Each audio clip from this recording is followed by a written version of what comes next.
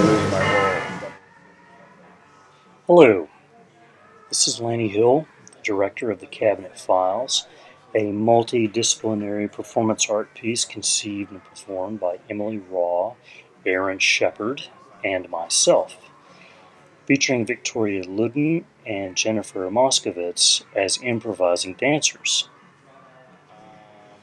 The fact of the matter is that Emily Raw met me quite by accident in a bar on Kentucky Derby Day in Manhattan, 2011. We struck up a conversation, and to our giddy surprise, we both knew Aaron Shepard. Emily and I decided immediately that we just had to work with him on some sort of project. Now, Aaron and I had collaborated in the past. He had designed a book for me called Selected Dramatic Works, and I had written a monograph for a painting that he had been working on. We also had collaborated on some theater pieces. The one I especially remember was called Beckett Schmeckett, which starred Ben Roberts and Paul Bernstein. Aaron had not only designed the hair and makeup in the show, but he was also an avid participant. June 23, 2011. Aaron rolled back into town. Emily and I were set on getting together with him and working out a plan for our project. So we all sat down together at Emily's house on a Thursday afternoon, and then the ideas started flying around the room. Like 100 Mobius strips, ideas intersected, merged, collapsed, and were reborn. This is one hell of a creative session. We used the cabinet of Dr. Caligari as a starting reference. We had all liked the idea of Aaron assuming the guise of the somnambulist and unleashing his creative charisma on an audience in this way. Many things would change from this day until we put the cabinet down on the stage at Club Lone Wolf about 2 months later. But the creative flow was so much fun and so free of any egotistical foolishness. And the interesting thing to me about this part of the process was how each of us brought certain creative strengths to the table. Aaron, of course, has had many years of fine arts training. In fact, he'd gotten his master's from UNLV before we did this.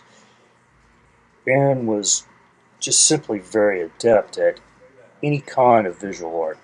He can paint with oils or acrylics on a canvas just as well as he can paint his own face. There aren't too many visual artists who can claim to be as good or as free as he is between disciplines. He's also the very odd generous artist, both as a colleague and as a creator.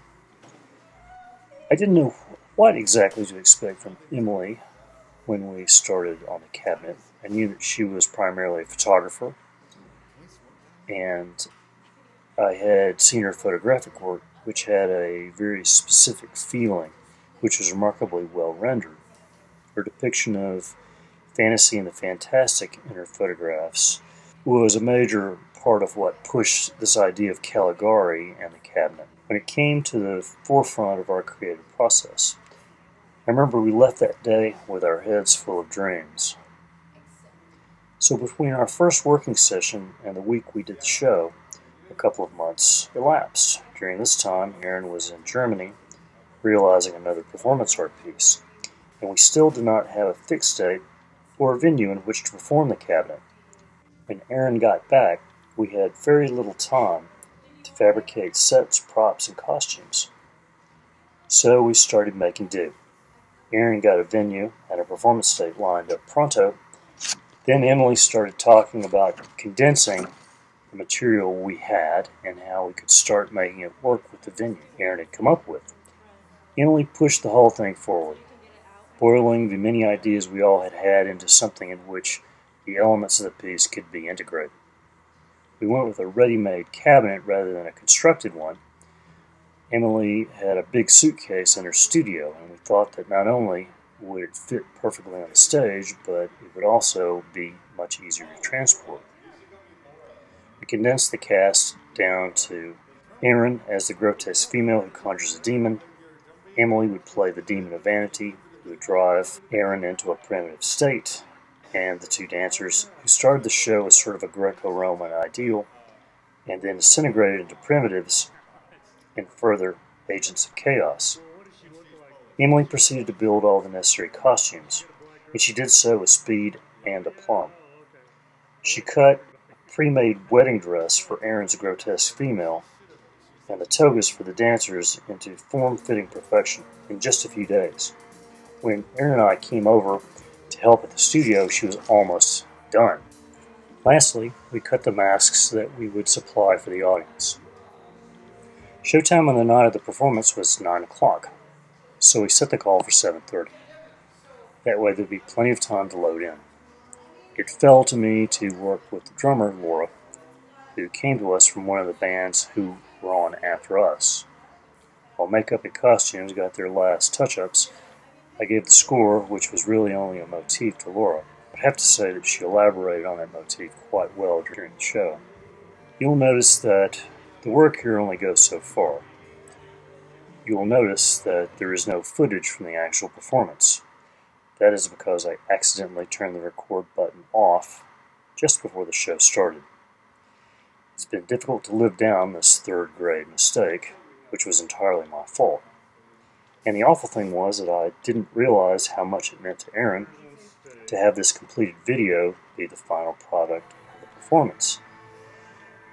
That was his ultimate goal. When I realized we did not have the footage, I suggested an alternative to create a feature-length documentary called Between an Earthquake and a Hurricane. So I spent many weeks poring over the footage we shot for this project, hours of it actually, and to my chagrin, I had not put my directorial foot down hard enough.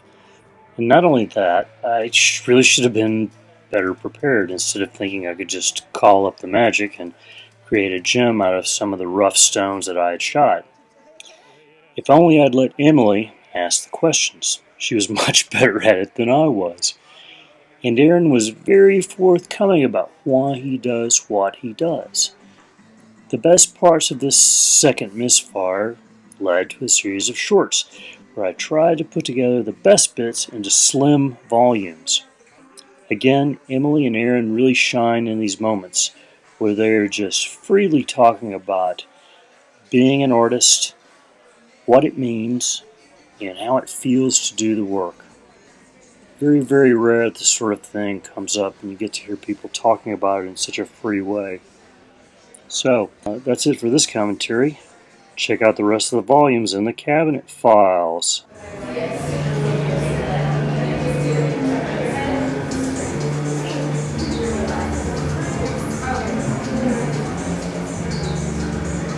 Hey, Naomi, you know for busy or not? Hey, I'm sorry, for busy or not. Oh, there's a guy gonna comment on my boat, so I'm going to talk about tomorrow.